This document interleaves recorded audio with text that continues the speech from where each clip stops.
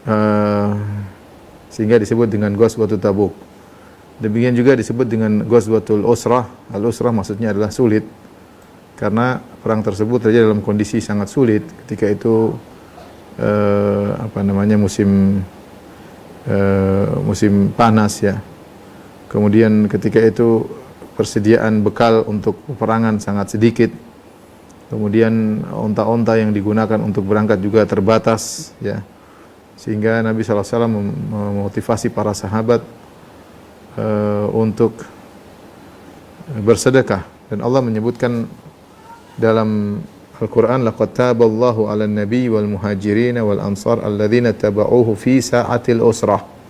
Allah telah menerima taubat dari Nabi al-Muhajirin kaum Ansar yang mengikuti Nabi SAW fi sa'atil usrah, yaitu di saat-saat sulit. Jadi Allah menamakan perang Tabuk dengan perang yang sulit ya, perang yang sulit. Jadi ini adalah perang yang terakhir yang dilakukan oleh Nabi sallallahu alaihi wasallam, Ghazwah, perang yang terakhir dilakukan oleh Nabi sallallahu alaihi wasallam, dan terjadi pada tahun 9 Hijriah di bulan Rajab. Adapun sebab terjadinya peperangan tersebut ya, di antaranya bahwasanya menurut Ibnu Sa'ad dalam tabaqatnya, bahwasanya sampai kepada Nabi SAW kabar bahwasanya Heraklius, Raja Romawi, mengumpulkan pasukan yang banyak dari Romawi dan juga dari kabilah Ghassan, dan juga kabilah-kabilah Arab yang berloyal kepada Romawi untuk menyerang kota Madinah. Maka Nabi SAW mendengar berita tersebut ya. Maka Nabi SAW sebelum diserang, Rasulullah SAW menyerang, dan ini salah satu strategi Rasulullah SAW ya.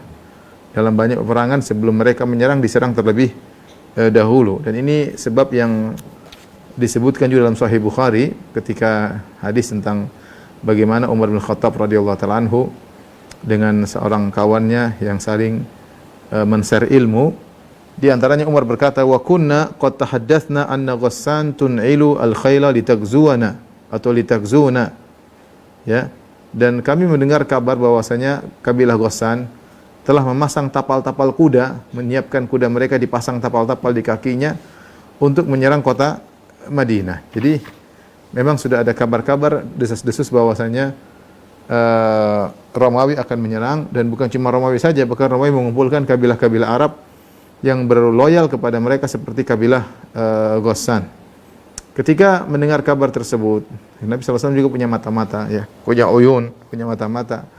Ketika sampai kabar kepada Nabi tentang hal tersebut, maka Rasulullah SAW ingin menyerang terlebih dahulu. Maka Rasulullah SAW pun menyuruh para sahabat untuk bersiap-siap memerangi Romawi. Dan biasanya Rasulullah SAW ketika berangkat perang, Rasulullah SAW biasanya warro, yaitu Rasulullah SAW sembunyikan arah mana. Ya, Rasulullah tidak sebutkan mau kemana, pokoknya pasukan kumpul tiba-tiba berangkat. Salah satu strategi dan taktik, karena sebagaimana kaum muslimin punya mata-mata, kaum musyrikin juga punya mata-mata. Ya. Musuh juga punya mata-mata. Kalau sudah terjadi kabar mau kemana, maka kabar itu akan sampai kepada musuh, dan musuh akan mempersiapkan diri mereka. Maka Rasulullah SAW biasanya kalau perang, beliau Rasulullah SAW tidak menyebutkan mau kemana. Ya. Kecuali dua perang, yang pertama perang Khaybar, dan yang kedua perang Tabuk. Adapun perang Khaybar, karena Allah sudah sebutkan dalam Al-Quran, Allah akan menjanjikan memberikan kemenangan pada perang Khaybar sehingga tidak perlu disembunyikan. Dan kedua yang Rasulullah tidak sembunyikan adalah perang Tabuk. Kenapa Rasulullah SAW tidak sembunyikan mau perang Tabuk? Rasulullah terang-terangan. Karena perang ini perang tidak seperti biasanya, butuh persiapan yang banyak, butuh pasukan yang banyak, karena sulit. Jaraknya sangat jauh, 750 km. Kemudian di musim panas, sementara al-dhahar qalil, yaitu hewan untuk menjadikan tunggangan sedikit, musuh sangat kuat. Musuh sangat kuat. Romawi negara paling top ketika itu, negara adidaya, kemudian Persia ya. Jadi yang akan dilawan, dihadapi bukan sembarangan tokoh Romawi yang orang-orang Eropa yang terkenal berbadan besar ya, tubuh yang kuat ya. Maka Rasulullah SAW tidak menyembunyikan rencana beliau untuk pergi ke Tabuk. Apalagi ketika itu mulai pohon korma mulai berbuah, sehingga ada ujian bagi orang-orang untuk tinggal di Madinah, tidak ingin pergi, ingin menunggu korma sebentar lagi mau dipetik. Ya, ini saat-saat yang indah memetik korma di puncak-puncak panas ya. Sehingga sebagian mereka merasa berat untuk berangkat. Maka Allah Subhanahu wa taala menurunkan ayat-ayat dalam surat At-Taubah untuk mengingatkan kaum mukminin untuk berangkat. Allah Subhanahu wa taala, ya ayyuhalladzina amanu ma lakum idza qila lakum infiru fi sabilillahi thaqaltum ilal ard. Wahai orang beriman, kenapa kalian merasa berat ketika dipanggil untuk berjuang di jalan Allah Subhanahu wa taala? Araditum bil hayatid dunya minal akhirah. Kenapa? Apa kalian ridha dengan kehidupan dunia sehingga kalian meninggalkan akhirat? Fama mata'ul hayatid dunya fil akhirati illa qalil. Tidaklah kesenangan dunia dibandingkan dengan akhirat kecuali sangat sedikit. Illa tanfiru yu'adzibukum 'adzaban alima. Kalau kalian tidak berangkat berjihad, maka Allah akan mengadab kalian dengan adab yang pedih. Wa yastabdil qauman ghairakum wa la tadurruhu syai'a. Dan Allah akan gantikan kalian dengan kaum yang lain yang berangkat berjihad. Wala tadurruhu syai'a, dan kalian tidak akan beri mudarat kepada sama sekali kepada Allah. Wallahu ala kulli syai'in qadir. Allah Maha kuasa atas segala sesuatu. Illa tansuruhu faqad nasarahu Allah. Kalau kalian tidak menolong Muhammad sallallahu alaihi wasallam, sungguhnya Allah yang akan menolongnya, dan Allah telah menolongnya. Idz akhrajahu alladhina kafaru thaniya itsnaini idz huma fil ghar. Idz yaqulu sahibi la tahzan. Lihatlah ketika Muhammad berangkat bersama Abu Bakar, tidak ada yang menolongnya. Dikejar-kejar oleh kaum musyrikin sampai mereka mendapati Muhammad dan Abu Bakar dalam sebuah goa. Idz yaqul li sahibihi, tatkala Muhammad sallallahu alaihi wasallam berkata kepada sahabatnya, la tahzan, innallaha ma'ana, jangan takut, jangan sedih, sungguhnya Allah bersama kita. Fa anzalallahu sakinatahu alaihi wa ayyadahu bi junudin lam tarauha. Maka Allah turunkan ketenangan kepada Nabi Muhammad dan Allah kuatkan dia dengan tentara-tentara Allah yang kalian tidak melihatnya. Wa ja'ala kalimatal ladzina kafaru sufla, dan Allah menjadikan kalimat orang-orang kafir jadi rendah. Wa kalimatullahi al ulya, dan kalimat Allah yang tinggi. Wallahu azizun hakim, sungguhnya Allah Maha perkasa lagi Maha bijaksana. Infiru khifafan wa thiqalan. Pergilah kalian berangkat berjihad, apakah dalam kondisi ringan atau berat, berangkat. Wajahidu bi amwalikum wa anfusikum. Berjihadlah dengan harta kalian dan jiwa kalian, dengan raga kalian fi sabilillah, di jalan Allah. Dzalikum khairul lakum in kuntum ta'lamun. Sungguhnya lebih baik bagi kalian jika kalian mengetahui. Ayat-ayat turun mengingatkan karena banyak godaan nih, godaan mau berangkat, musim panas, korma mulai berbuah, ya, safar terlalu jauh, musuh terlalu hebat, sehingga sebagian merasa berat. Tapi Allah menurunkan ayat-ayat sehingga memotivasi kaum mukminin. Begitu turun ayat-ayat tentang motivasi untuk berjihad, maka kaum muslimin pun segera mempersiapkan diri mereka untuk berangkat. Mulailah kabilah-kabilah datang ke kota Madinah. Dari segala arah datang, dari kabilah Ghifar, kabilah Aslam, kabilah Juhainah, kabilah Asja', dan kabilah Banu Ka'ab dari Khuza'ah. Semua berkumpul di kota Madinah untuk berangkat bersama Nabi sallallahu alaihi wasallam berjihad melawan musuh yang sangat berat dengan jarak yang sangat jauh di musim panas, ya. Sebagaimana kita sebutkan tadi, perang Tabuk disebut dengan Ghazwatul Usrah, perang yang sulit. Di antara kesulitan yang dihadapi oleh kaum muslimin adalah kesulitan nafkah, biaya sedikit. Ya, biaya untuk perang membutuhkan biaya yang banyak. Sampai sekarang biaya paling berat adalah biaya perang. Kalau negara sudah sibuk berperang, udah habislah persediaannya, ya. Ya, perang, ya. Zaman dahulu juga perang butuh biaya besar. Butuh biaya besar. Karena sedikit biaya, maka Rasulullah sallallahu alaihi wasallam memotivasi para sahabat untuk berinfak. Di antara yang berinfak adalah Umar bin Khattab radhiyallahu anhu dan Abu Bakar radhiyallahu ta'ala anhu. Umar berkata, "Amarana Rasulullah sallallahu alaihi wasallam yauman an natasaddaq." Suatu hari Rasulullah SAW menyuruh kami untuk bersedekah. Sebenarnya ulama berpendapat bahwasanya ini adalah ketika perang Tabuk. Fa wafaqa dzalika malan indi. Kebetulan aku punya harta ketika itu. Faqultu al-yauma asbiqu Abu Bakrin in sabaqtuhu yauman. Hari ini aku akan mengungguli Abu Bakar kalau aku mampu mengunggulinya. Fajitu binisfi mali, maka aku datangkan setengah hartaku. Faqala Rasulullah SAW, ma abqaita li ahlik, apa yang kau sisakan buat keluargamu?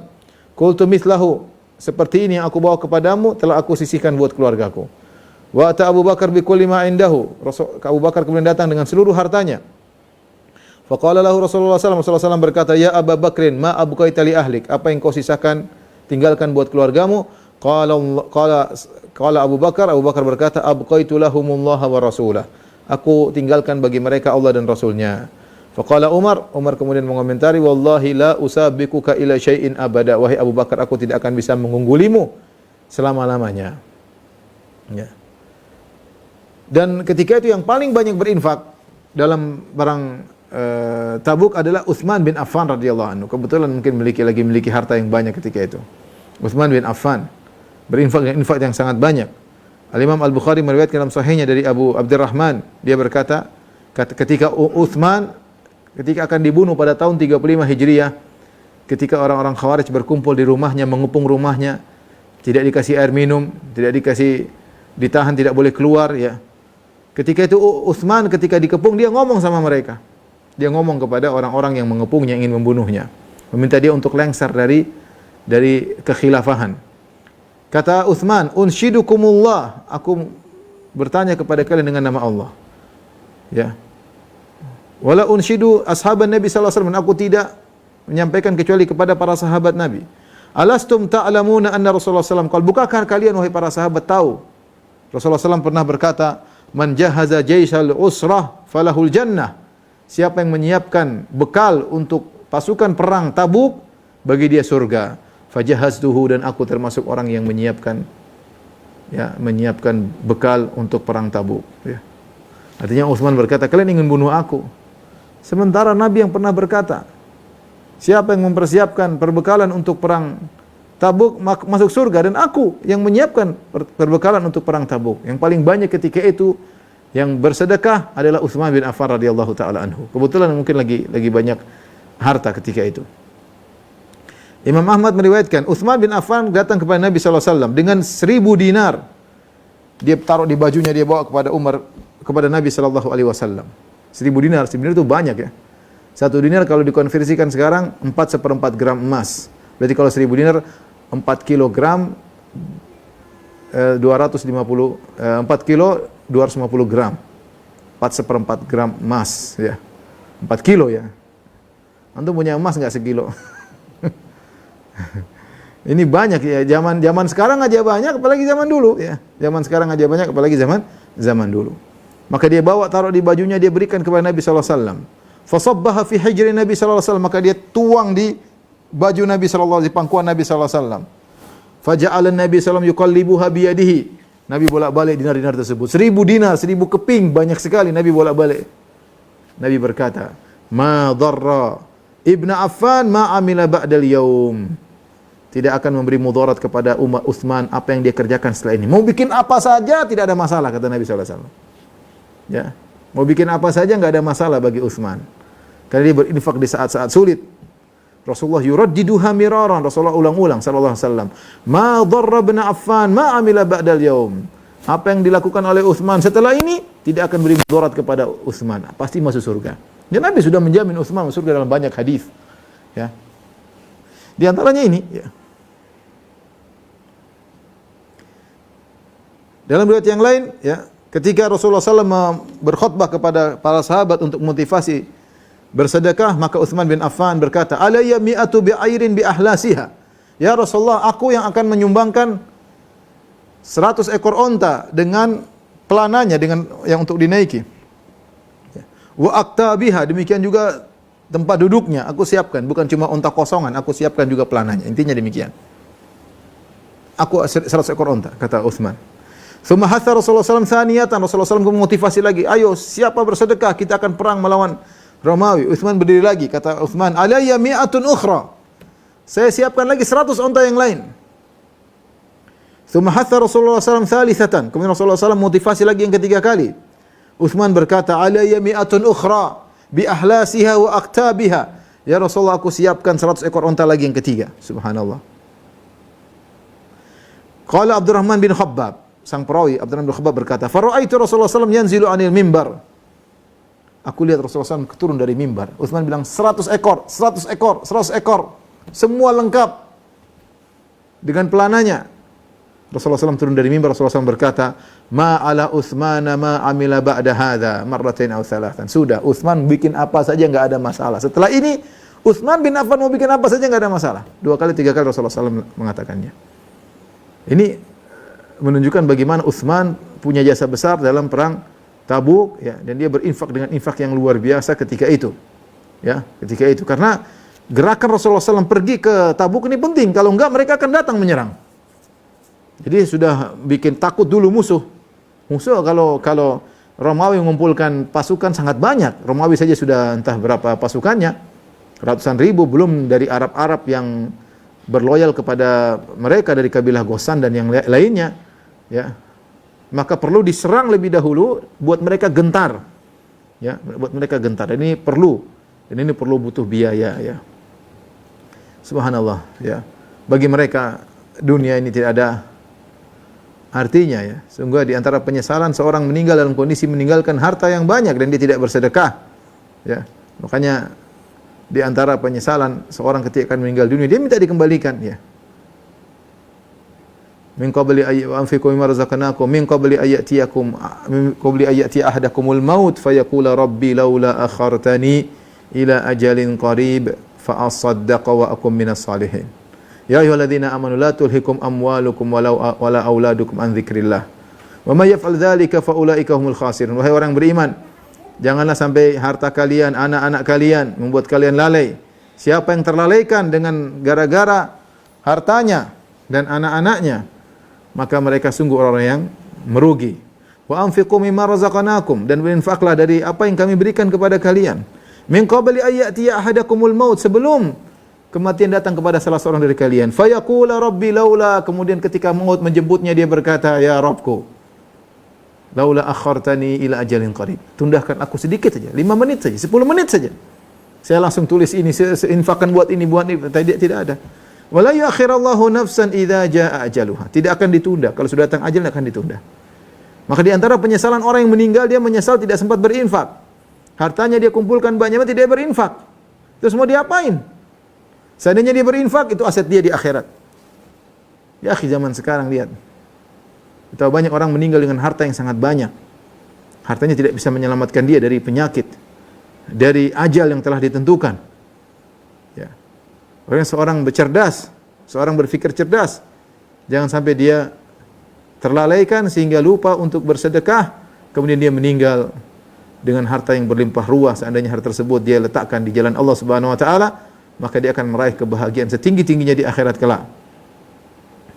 Utsman bin Affan infaknya luar biasa. 1000 dinar, kemudian 300 ekor onta. Kemudian juga di antara yang berinfak adalah Abdurrahman bin Auf. Abdurrahman bin Auf. Ibnu Jarir At-Tabari meriwayatkan dalam tafsirnya dengan sanad yang hasan dari Abu Salamah, dari ayahnya, dia berkata, anna Rasulullah sallallahu alaihi wasallam qala tasaddaqu fa inni uridu an ab'atha ba'san. Kata Nabi, bersedekahlah kalian, sungguhnya aku ingin mengirim suatu pasukan. Maka Abdurrahman bin Auf berkata, ya Rasulullah, inna indi arba'ata alaf. Sungguhnya saya memiliki 4.000, mungkin 4.000 dirham. Alfaini ukriduhuma Allah. 2.000 aku berikan untuk Allah Subhanahu wa taala, wa alfain li ayali. 2.000 aku sisakan buat keluargaku. Kata Rasulullah SAW, barakallahu laka fima a'tait wa baraka laka fima amsakta. Semoga Allah berkahi hartamu yang kau sedekahkan, dan semoga Allah berkahi hartamu yang kau tinggalkan buat keluargamu. Dalam riwayat disebutkan Abdurrahman bin Auf datang dengan 40 uqiyah min dhahab ila Nabi sallallahu alaihi wasallam. Uqiyah 40 kali ya, apa namanya? Uqiyah 40 dirham ya. Intinya Abdurrahman bin Auf juga berinfak dengan sangat banyak. Dan bukan cuma para sahabat yang kaya raya yang pada berinfak, bahkan sahabat-sahabat yang miskin juga berinfak. Kalau tadi kita dengar Abu Bakar, kita dengar Umar, kita dengar Utsman, kita dengar Abdurrahman bin Auf. Ya. Dan ini bukti bahwasanya Islam membutuhkan orang-orang beruang. Islam membutuhkan orang-orang berduit. Karena dakwah, karena jihad, perjuangan butuh biaya. Makanya benar Nabi SAW mengatakan, ya, la hasada illa fitnatain, tidak ada hasad kecuali kepada 2 orang. 2 orang tersebut siapa? Orang berilmu dan orang berduit. Rajulun atahu Allahul mal wa huwa yusallituhu ala halakati fil haqq. Itu seorang yang Allah berikan dia harta, kemudian dia paksakan, yusallituhu, kata para ulama, dia paksakan dirinya untuk mengarahkan hartanya di jalan Allah Subhanahu wa taala.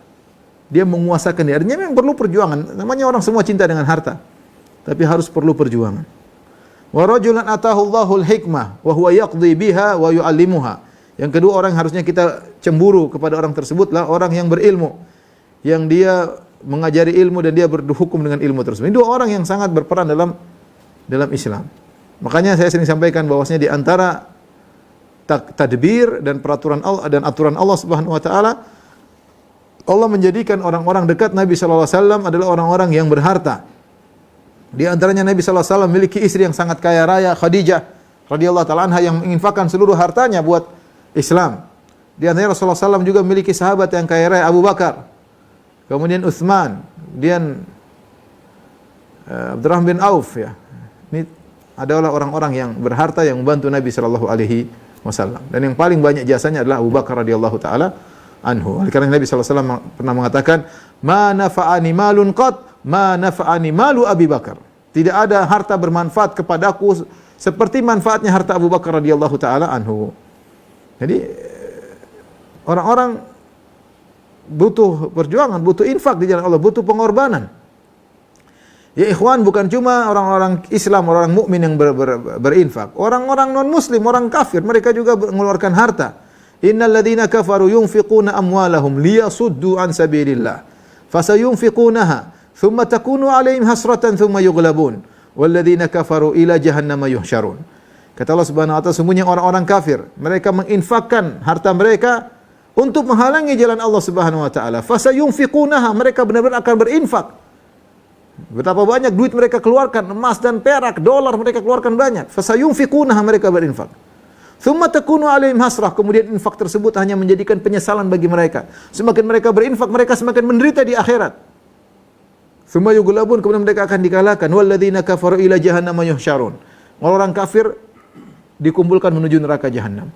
Nah, kalau orang-orang kafir mereka berinfak untuk semakin parah di neraka, kenapa kita orang Islam tidak berinfak di jalan Allah Subhanahu wa taala? Ya, semuanya perlu perjuangan. Kita lihat ternyata bukan orang kaya saja yang berinfak ketika itu, ketika persiapan perang Tabuk, bahkan orang-orang miskin. Mereka datang kemudian memberi sumbangan. Bahkan ada yang beri sumbangan cuma 1 sa'. Dalam Sahih Bukhari disebutkan, waja'a rajulun fatasaddaqa bisa'. Ada seorang datang dia sedekah cuma 1 sa'. 1 sa' cuma apa? Cuma seukuran zakat. Kita 3 kilogram korma sedekah karena butuh makan di jalan. Dia cuma punya itu, tapi dia kasih. Dia cuma kasih. Faja'a Abu Aqil binisfi sa'. Ada seorang namanya Abu Aqil, sahabat radhiyallahu anhu. Dia tidak punya apa-apa. Dia bawa setengah sa'. Cuma bawa 1,5 kilo. Sedikit. Pasukan ribuan, tapi itu yang dia punya. Mereka semangat, itu yang dia punya untuk berkorban di jalan Allah Subhanahu wa taala. Ketika yang berinfak Abdurrahman bin Auf dengan duit yang banyak, dengan dinar dan dirham yang banyak, orang-orang munafik komentar ketika itu banyak orang munafik. Mereka melihat situasi para sahabat sedang bersiap-siap untuk persiapan jihad, maka mereka komentar. Ketika Abdurrahman bin Auf menyumbang harta yang banyak, kata mereka, ma fa'ala hadza illa riya'an. Ini Abdurrahman bin Auf ini riya aja nih, riya. Taruh duit banyak riya. Ketika Abu Aqil yang berinfak cuma setengah sa', mereka komentar lagi. Innallaha la ghaniyun an sadaqati hadza. Allah tidak butuh dengan setengah sa'. Ngapain sedekah setengah sa'? Ngapain? Jadi sedekah banyak disalahkan, sedekah sedikit juga disalahkan. Maka Allah menurunkan ayat-ayat untuk mengungkap keburukan orang munafik tersebut. Kata Allah Subhanahu wa taala, alladzina yalmizuna almutawwi'ina minal mu'minina fis shadaqati walladzina la yajiduna illa juhdahum fayaskharuna minhum sakhirallahu minhum walahum adzabun alim. Orang-orang munafik yang mereka mengejek orang-orang yang bersedekah dari kaum mukminin dalam ketika bersedekah, dan orang-orang tidak memiliki apa-apa kecuali yang dia mampu, cuma 1 sa', cuma setengah sa'. Fayaskharuna minhum, mereka pun ngejek kaum mukminin yang bersedekah meskipun sedikit, mereka ngejek. Kata Allah, sakhirallahu minhum, Allah akan ngejek mereka. Saatnya nanti ada walahum adzabun alim, dan bagi mereka adab yang pedih. Dan ada orang-orang disebut dengan al-bakkaun yang Allah abadikan kisah mereka dalam Al-Qur'an. Orang-orang yang menangis, ingin ikut perang tapi enggak bisa. Sekelompok sahabat, mereka 7 orang, namanya Salim bin Umair, wa Ulbah bin Zaid, Abu Layla Abdurrahman bin Ka'ab, wa Amr bin al-Humam bin al-Jamum, Abdullah bin al-Mughaffal, ya, wa Harami bin Abdullah, wa Irbad bin Sariyah. 7 orang yang datang, kemudian mereka minta kepada Nabi ikut perang. Dan mereka ketika itu tidak punya duit, tidak punya tunggangan untuk dibawa perang. Enggak punya apa-apa, dan mereka orang miskin. Tapi mereka tidak ingin ketinggalan, mereka ingin ikut perang. Mau berangkat, enggak punya apa-apa. Maka mereka datang kepada Nabi SAW, tidak ingin ketinggalan dalam peperangan tersebut. Mereka minta, ya Rasulullah, berikanlah kami tunggangan agar kami ikut perang. Kata Rasulullah SAW, la ajidu ma ahmilukum alaihi. Tidak ada, aku tidak menemukan tunggangan untuk kalian. Tunggangan semua sudah full. Ya. Fatawallaw wa a'yunuhum tafidhu minad dam'i hazanan alla yajidu ma yunfiqun. Maka mereka pun pulang nangis. Tidak bisa berjihad, mereka menangis. Mereka ingin rindu berjihad bersama Rasulullah sallallahu alaihi wasallam. Ingin pahala syahadah, pahala syahid. Ketika mereka tidak mampu karena tidak ada tunggangan, mereka pun pulang dalam kondisi menangis. Allah abadikan dalam Al-Qur'an dalam surat At-Taubah ayat 992. Kata Allah Subhanahu wa taala, "Laisa 'alal du'afa wala 'alal marda wala 'alal ladzina la yajiduna ma yunfiquna harajun idza nasahu lillahi wa rasulih." Tidak ada dosa bagi orang-orang yang lemah untuk tidak ikut jihad. Tidak ada dosa bagi orang-orang yang sakit untuk tidak ikut jihad. Dan tidak ada dosa bagi orang-orang yang tidak mendapati biaya bekal untuk keluar berperang. Idza nasahu lillahi wa rasulih, jika mereka sudah benar-benar melakukan yang terbaik untuk Allah dan Rasulnya. Ma 'alal muhsinina min sabil, tidak ada celaan bagi orang yang sudah berniat baik. Wallahu ghafurur rahim. Allah maafkan mereka. Wala 'alal ladzina idza ma atauka litahmilahum qulta la ahjidu ma ahmilukum alaihi. Dan tidak ada dosa juga bagi orang-orang yang datang kepada engkau wahai Muhammad dan mereka minta untuk diberikan tunggangan agar mereka bisa berangkat ke perang Tabuk. Lantas engkau berkata, la ajidu ma ahmilukum alaihi, aku tidak ada tunggangan untuk aku berikan kepada kalian. Tawallau, mereka pun pulang. Wa a'yunuhum tafidhu minad dam'i, sementara mata mereka mengalirkan air mata. Hazanan alla yajidu ma yunfiqun, mereka sedih karena tidak memiliki bekal untuk berjihad. Allahu Akbar, bagaimana para sahabat kerinduan mereka untuk berjihad, ya, sehingga ketika tidak bisa berangkat mereka menangis, ya. Tatkala orang-orang menangis tersebut keluar dari sisi Nabi sallallahu alaihi wasallam, Ibnu Yamin bin Umair An-Nadri, ya, bertemu dengan Abu Layla Abdurrahman bin Ka'ab. Bertemu juga dengan Abdullah bin Al-Mughaffal. Sementara mereka berdua sedang menangis, Abu Layla dan Abdullah bin Al-Mughaffal sedang menangis. Maka Ibnu Yamin berkata, "Ma yubkikuma, apa yang buat kalian berdua menangis?" Mereka cerita, kami tadi datang kepada Nabi sallallahu alaihi wasallam minta dapat tunggangan untuk bisa berjihad. Tapi Nabi tidak menemukan tunggangan untuk kami. Dan kami tidak punya sesuatu untuk kami berangkat untuk berjihad. Maka akhirnya orang ini memberikan onta, seekor onta untuk mereka tunggangi berdua dan diberikan sebagian korma untuk sebagai bekal perjalanan mereka. Akhirnya mereka bisa berangkat, yaitu Abu Layla Abdurrahman bin Ka'ab dan Abdullah bin Mughaffal. Dikasih onta sama orang. Semenangnya luar biasa, yang penting bisa berjihad bersama Rasulullah sallallahu alaihi wasallam. Ada seorang juga namanya yang tadi di antara yang menangis, namanya Ulbah bin Zaid, yang minta tunggangan enggak dikasih. Ketika dia tidak dapat tunggangan, dia pulang menangis. Maka malam harinya dia pun salat malam. Summa baka, kemudian dia menangis.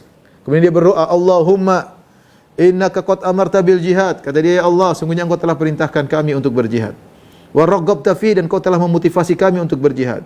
Tsumma lam taj'al indi ma ataqwa bihi ma Rasulillah. Kemudian kau tidak memberikan aku bekal untuk bisa berjihad bersama Rasulullah sallallahu alaihi wasallam. Wa lam taj'al fi yadi Rasulullah sallallahu alaihi wasallam ma yahmiluni alaihi, dan kau juga tidak berikan kepada Nabi sallallahu alaihi wasallam tunggangan yang bisa aku naiki untuk berjihad bersama Nabi sallallahu alaihi wasallam. Wa inni atasaddaqu ala kulli muslimin bi kulli madlamatin asabani biha fi malin aw jasadin aw irdin.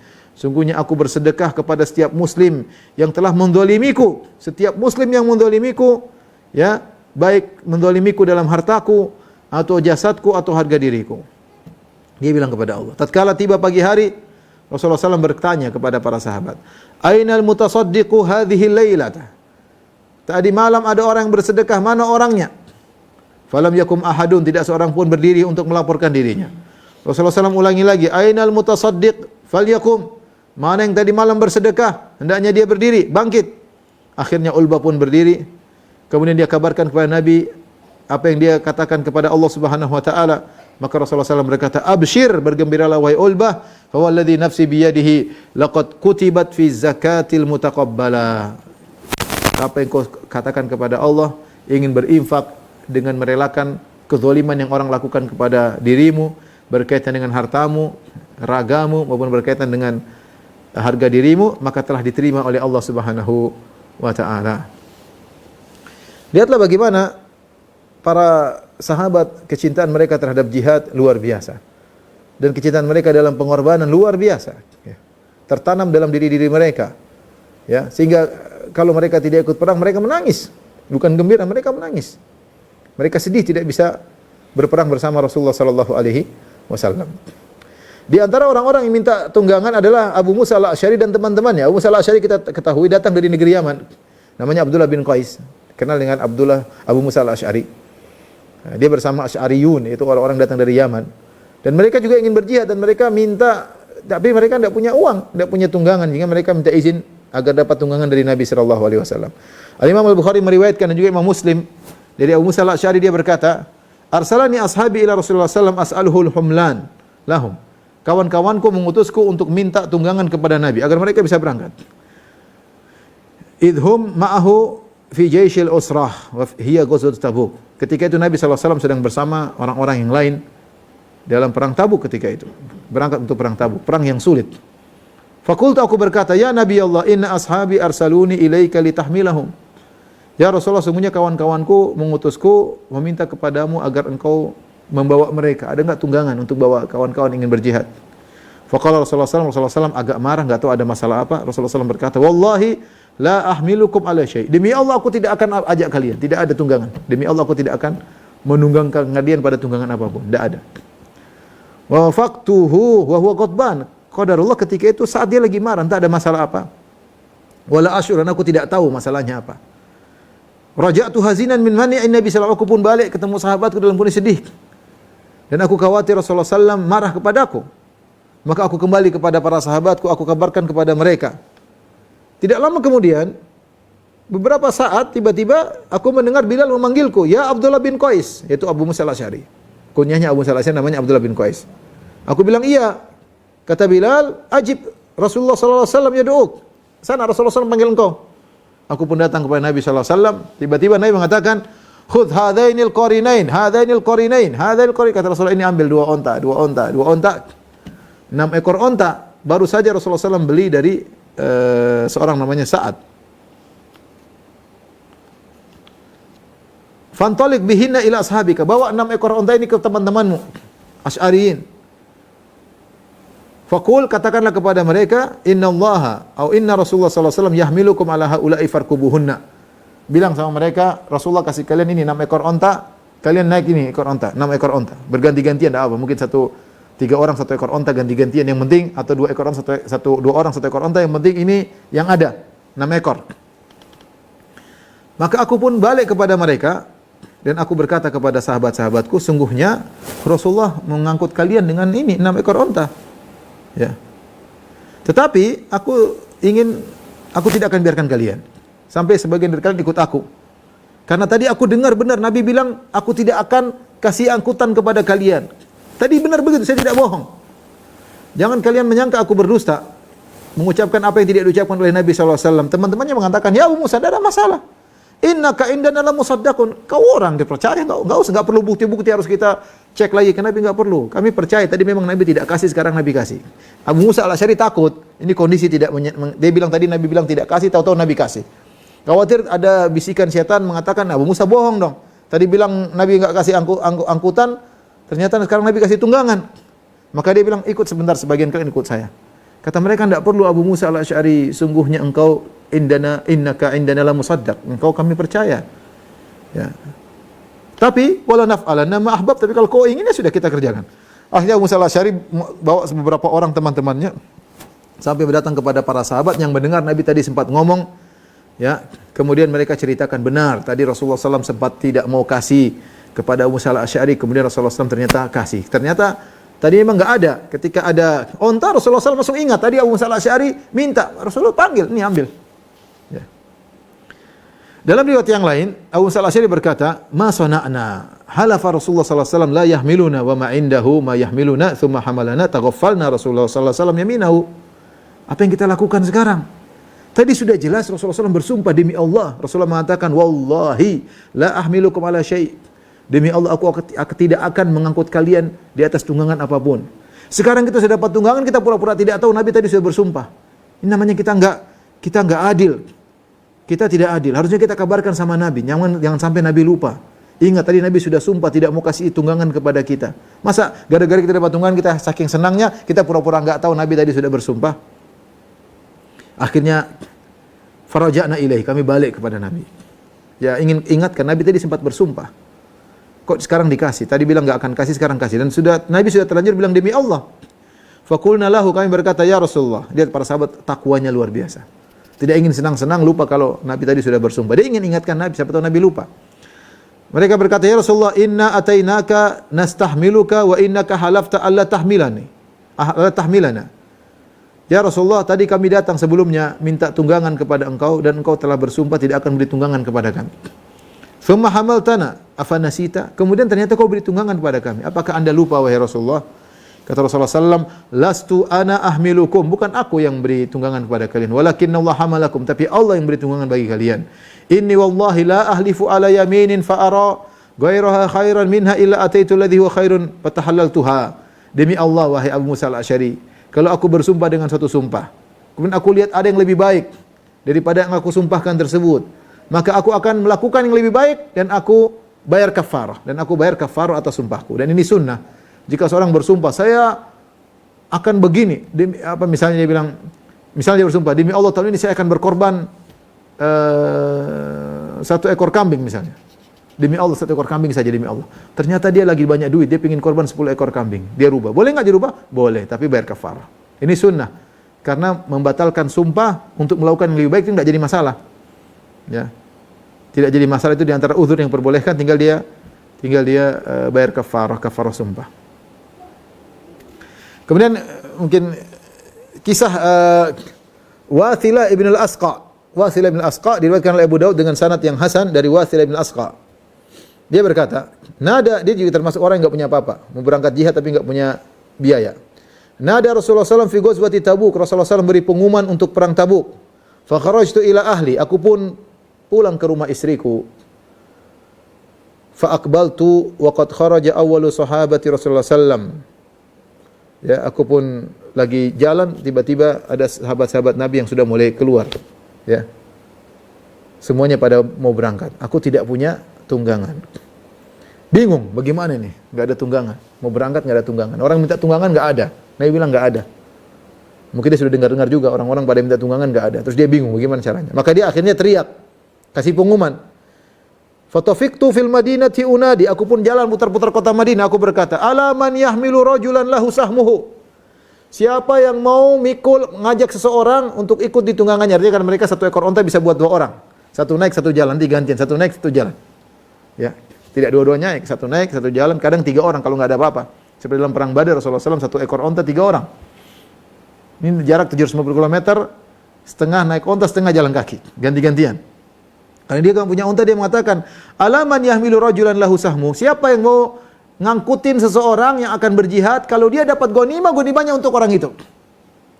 Ininya saya tidak cari apa, saya pingin jihad aja, saya tidak cari gonimah. Kalau nanti kita menang, dapat gonimah bagian saya untuk dia. Dia kasih pengumuman, yang penting bisa berangkat.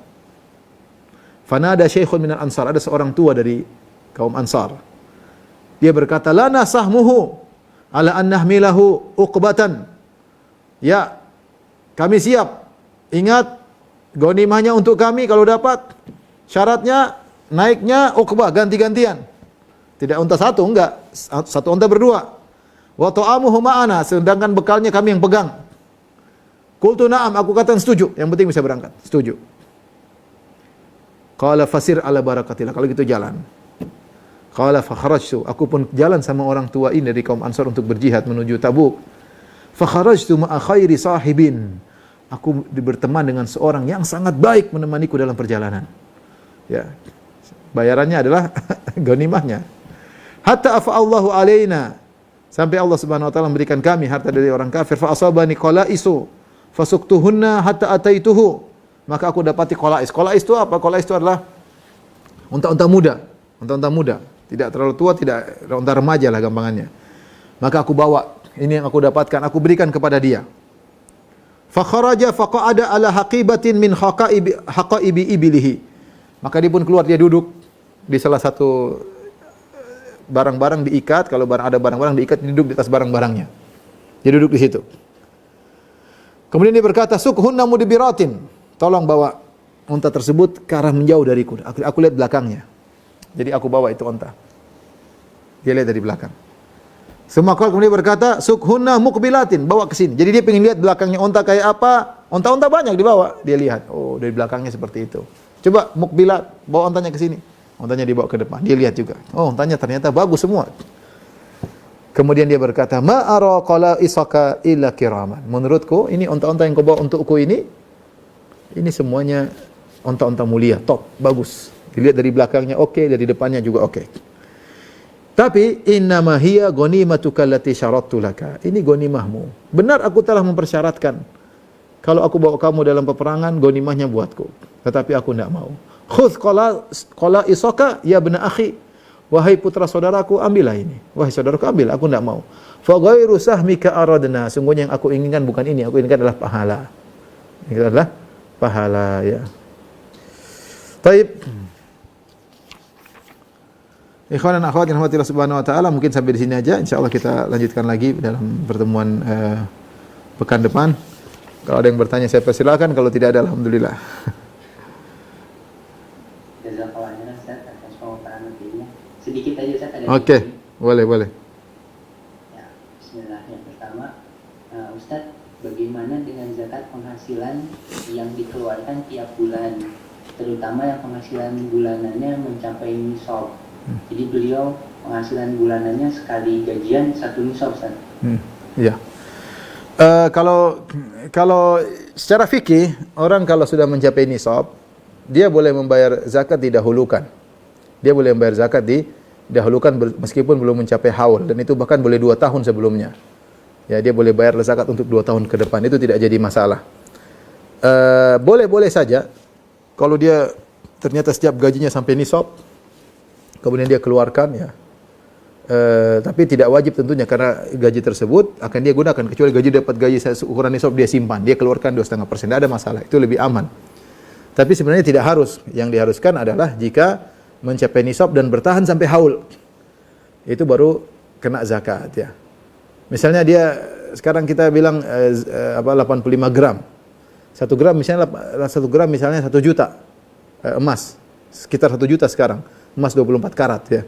Sekitar 1 juta, kurang lebih atau kurang sedikit, ya. Kalau 85 gram taruhlah berarti 85 juta, 80 juta. Ternyata nisab sekarang 80 juta. Gajinya ternyata 100 juta misalnya. Sudah melewati nisab, ya. Apakah boleh dia keluar langsung 20%? Boleh saja, enggak ada masalah. Tapi sebenarnya yang harus dia keluarkan adalah yang bertahan nisabnya sampai tahun depan. Nah, 100 juta ini kan kalau ternyata dia gunakan, dia akan berkurang, harusnya 25% dari uang yang tersisa, bukan dari uang awal. Kalau dia yakin uang tersebut tidak akan dia gunakan, ya sampai tahun depan, tidak langsung keluar 25%, boleh. Jadi mengeluarkan zakat sebelum haul diperbolehkan. Adapun kalau gajinya cuma sedikit atau gajinya mencapai nisab tapi kebutuhannya juga mencapai nisab, taruhlah gajinya 100 juta, kebutuhannya juga ternyata 90 juta per bulan, maka tidak harus dia keluarkan zakat, karena ketika dipotong 90 juta, uang dia tinggal 10 juta. Ya, kurang daripada nisab. Ya, tapi kalau ternyata uang tersebut terus bertahan di atas 80 juta sampai tahun depan, tidak mengapa dia keluarkan nisab. Dia keluarkan zakat 5% meskipun sebelum haul, bahkan 2 tahun sebelum haul juga diperbolehkan. Terutama kata para ulama di saat-saat sulit seperti sekarang ini. Ketika ada orang bencana, orang kemiskinan, dia boleh mengeluarkan zakat lebih cepat. Bahkan 2 tahun sebelumnya, dia tidak mengapa. Melihat situasi kondisi kaum muslimin yang membutuhkan bantuan, tidak mengapa. Ini punya uang miliar-miliar, keluarkan aja sekarang. Ya, lagi orang lagi butuh, lagi beli ini, belikan kebutuhan masyarakat. Wallahu a'lam bishawab.